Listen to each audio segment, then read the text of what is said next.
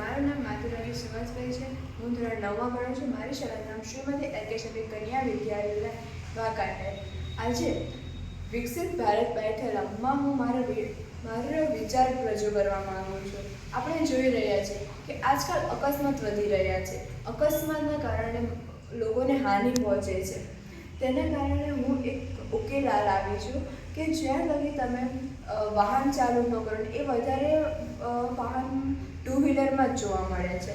Two વ્હીલરમાં કોઈ helmet પહેરતું નથી, કારણ કે તેને કંઈ જરૂર નથી, કોઈ પહેરતું નથી. તેથી તો તેના કારણે વાહનમાં જ્યાં લગી તમે હેલ્મેટ ન પહેરો ત્યાં સુધી વાહન ચાલુ થશે નહીં.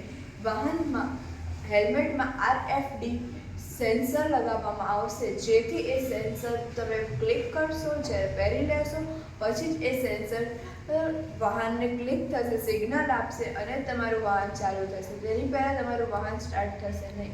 આના લાભ છે કે તમે જાનમાલ હાનિથી બચી શકે છે. ઘણાના તો આમાં મૃત્યુ પણ થાય છે, માથામાં ઈજા થાય છે. તો આમાં માથામાં ઈજા થશે નહીં અને રસ્તા વ્યવસ્થામાં પણ ટેકો મળશે, ટ્રાફિક ઓછો થશે. અસ્તુ. જય હિન્દ, જય ભારત.